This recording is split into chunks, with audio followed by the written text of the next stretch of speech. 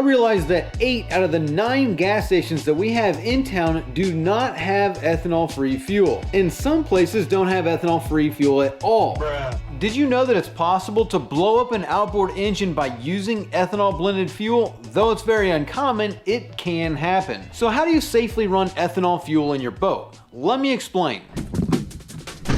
First, unless you know the dangers and the problems of ethanol fuel, it's kind of hard to run it safely. Things like octane numbers, hygroscopic properties, insoluble gumming, oxidization, water intrusion, and rust acceleration, terms can make things confusing, but there are also things that you can do which minimizes these damages. Also, why is this fine in our car but not in the boat? No worries, you're about to understand all of this very clearly. In a combustion engine, a precise amount of air and fuel mixture is set on fire to run the engine. With straight gasoline, that mixture is 14.7 to 1. To make it easy, think 14.7 grams of air to 1 gram of fuel. Right, so they're the same? I wouldn't want to look at the size of this. That's cheating. This number is important, so keep it in the back of your mind. An engine uses a piston to compress this mixture as it comes up. Then once it's all the way at the top, it sets that mixture on fire, forcing the piston back down, which turns the engine around and around and spins whatever you want it to spin. On an outboard engine, that is the lower unit and the propeller, which is going to move the boat forward. The timing of this combustion is crucial. If it sets it on fire too early, that can cause pre-ignition. And if it sets it on fire too late, that can cause detonation, both of which can destroy the engine, and there are multiple factors that can cause this issue. One of them being the stability of the fuel. And this is where that octane rating comes into play. When we add compression and heat to the equation, an unstable fuel, just think low octane number, can even combust without the spark. It could also have unburned particles that could also combust after the spark as well. This is usually called knock, or an uncontrolled or uneven combustion of the air to fuel mixture. Adding ethanol to the fuel will change this 14:7 ratio, so remember that. But this octane number is the measurement of the fuel's ability to withstand or resist knock. Think about it as the stability of the fuel. The higher the octane number, the more stable the fuel is. But to add to the confusion, this octane number can vary depending on which country you live in, whether that's the United States or Europe or Australia or Canada. That is because each country has its own method of measuring or calculating this octane number. But it's all basically the same. Just think of it as like the metric system versus imperial system, or small, medium, large, or regular, premium, or super. And ultimately, fuel is a highly regulated thing. I mean, it's almost more regulated than food, because you can buy and eat poison here in the United States, but the fuel that you get at the pump is super controlled and monitored. But also things like elevation and where you live will also play a small factor in all of this as well. This octane number can come from 2 different tests. One of them is called the Research Octane Number, or RON, which is a basic test that is done on an engine that can change things like its temperature and its compression while the engine is running, but is usually run at a low RPM, like say 600. The fuel is tested by changing the temperature and compression of the engine while it is running until it starts to knock, and then the fuel is given an octane rating based on that Research Octane Number. Most of the world uses this method to get its octane rating. The other test is called a Motor Octane Number, or MON, and this is a little bit harsher of a test. Even though it's pretty much the same test, it just uses harsher conditions and usually a little faster RPM. Here in the United States and some other countries, we take this motor octane number, we add it to the research octane number, and then we divide them by 2 to get what we call the octane rating, or the anti-knock index, or AKI,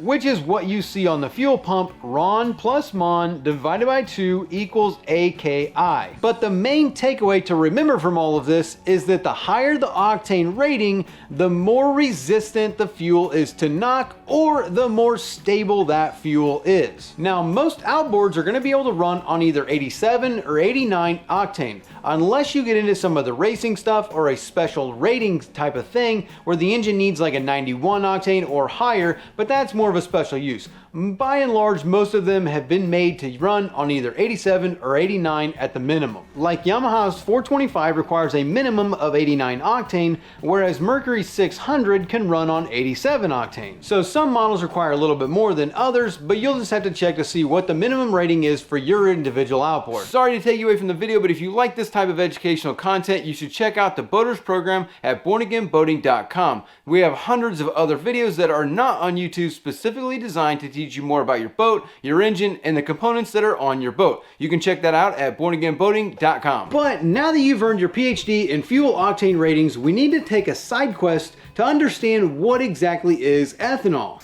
Mate, well, it's a side quest. As you can tell, Hammy has arrived. Hello, darling. What would you like us to do today? Ethanol is pretty much alcohol, and you can get different amounts of it blended in with the fuel. E10, E15, E85, and the number is pretty much the percentage that is blended in.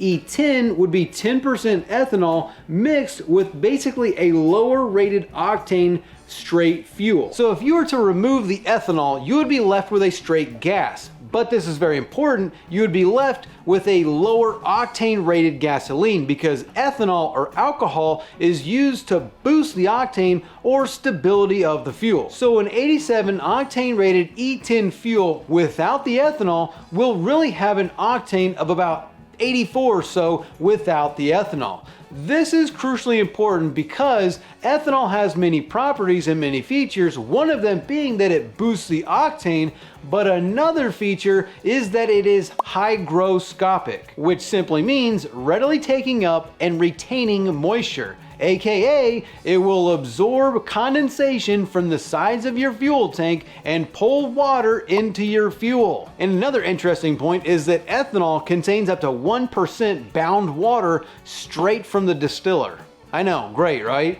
So this problem is happening from the start, and with enough time and with enough water, the ethanol will separate from the fuel and sink to the bottom of your fuel tank because water is heavier than fuel. And this is another great feature that ethanol has called phase separation that can take as little as 30 to 60 days to happen. Now, ethanol by itself really isn't all that bad for your engine's components. If you were to burn an entire tank of ethanol fuel in, let's say, a week, it is very unlikely for you to ever see any issues from it.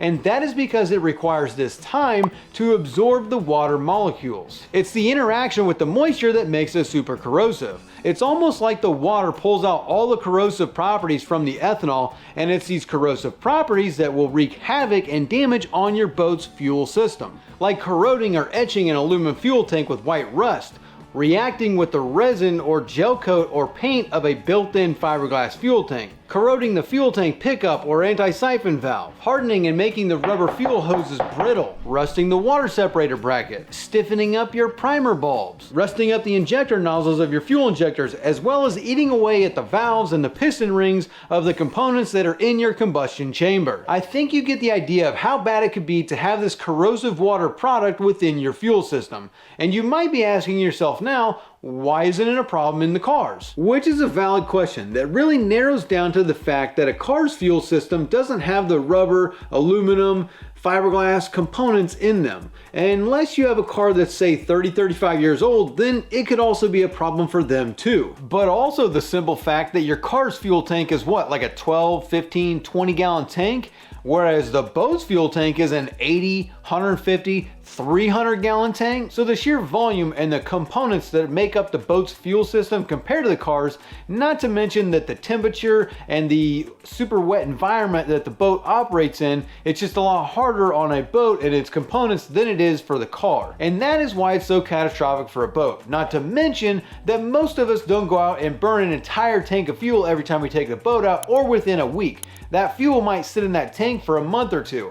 And not to mention those of you that live in an area with an off season of say 6 to 7 months, that is where the major problems start to arise. Which brings us to our next issue of oxidization and soluble gumming. You see, another feature of ethanol is that it evaporates about 10 times faster than just straight gasoline. And I was told that after ethanol evaporates, A salicylic acid will likely form a solid residue due to its thermal stability and low volatility. In other words, the way I understand this is that when the fuel evaporates, it will leave behind a film, a gum, a varnish, or like a wax.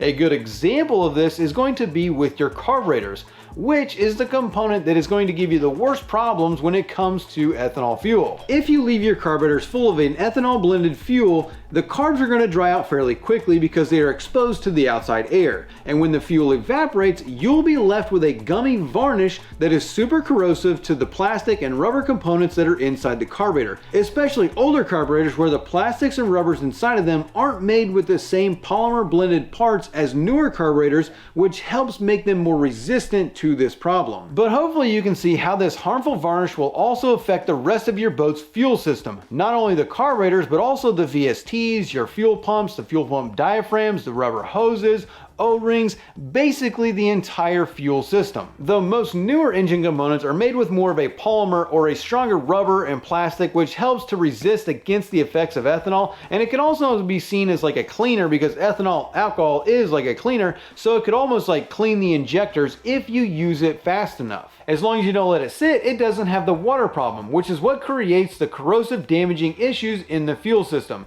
So you could almost look at ethanol as a cleaner if you want to look at it like that. Though another downfall to ethanol blended fuel is that it is slightly less fuel efficient compared to straight gasoline. And that is because of the lower energy density of ethanol versus gasoline.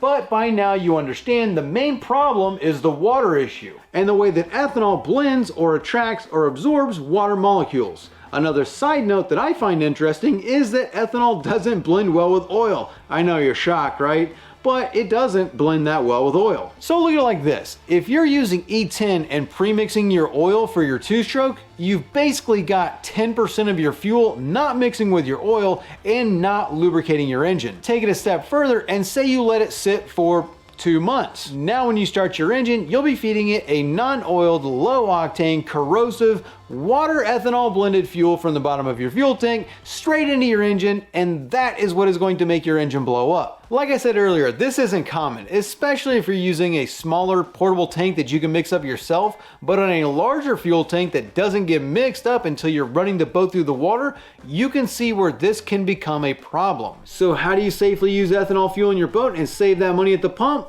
A couple of ways. For one, burn the ethanol fuel as fast as possible. If you're going to let the boat sit for a couple of months, try and fill it up with a non-ethanol blended fuel in the fuel tank. But if non-ethanol fuel isn't available, then you're going to need to use an additive. And I think that the best additive is going to be RevX's Adrenaline.